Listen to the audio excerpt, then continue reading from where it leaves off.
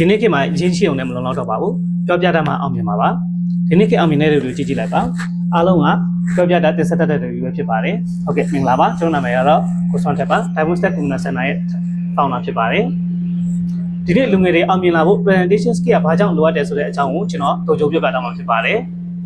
မှတ်ချက်တွေနဲ့ကျွန်တော်တို့မြင်နေတွေ့နေရတဲ့ဒီဘက်ခေတ်လူငယ်တွေကအချင်းရှိတယ်ဒါပေမဲ့ယုံကြည်မှုအဲ့မှာကျတော့အားနေကြတယ်ပြီးတော့သူတို့ရဲ့ idea တွေကောင်းနေရှိကြတယ်ဒါပေမဲ့မပြောပြတတ်ကြဘူးပေါ့နော်မပြောတတ်တော့မတင်ဆက်တတ်တော့ဘာဖြစ်လာလဲဆိုတော့အခွင့်အရေးကောင်းတွေကိုလက်လွတ်လာရတယ်ဟုတ်ပြီကျွန်တော် presentation skill ဆိုတာဘာလဲ presentation skill ဆိုတာကျွန်တော် PowerPoint slide လေးတစ်ခုကိုဖွင့်ပြပြီး share လုပ်ပေးနေတာမျိုးမဟုတ်ပါဘူး PowerPoint site မှာဘာတွေပါမလဲ share မှာဘာတွေပါမလဲ presentation skill မှာဘာတွေပါမလဲဟုတ်ပြီ set conference ဆိုတဲ့ကျွန်တော်ကိုယုံကြည်မှုတွေပါမယ်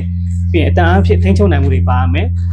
ကိုဟန်နေထားထိန်းချုပ်နိုင်မှုတွေပါမယ်ပြီးတော့ကျတော့ကို idea တွေကိုရှင်းလင်းပြတ်သွားစွာချပြနိုင်မှုတွေပါရမယ်အဲ့ဒါတွေကိုကျွမ်းကျင်ပိုင်နိုင်သွားပြီဆိုရင်ကျွန်တော်ကလုပ်ငန်းခွင်မှာလာမှာကဘွားမှာအခွင့်အရေးကောင်းတွေကိုရရှိပိုင်ဆိုင်နိုင်မှာဖြစ်ပါတယ်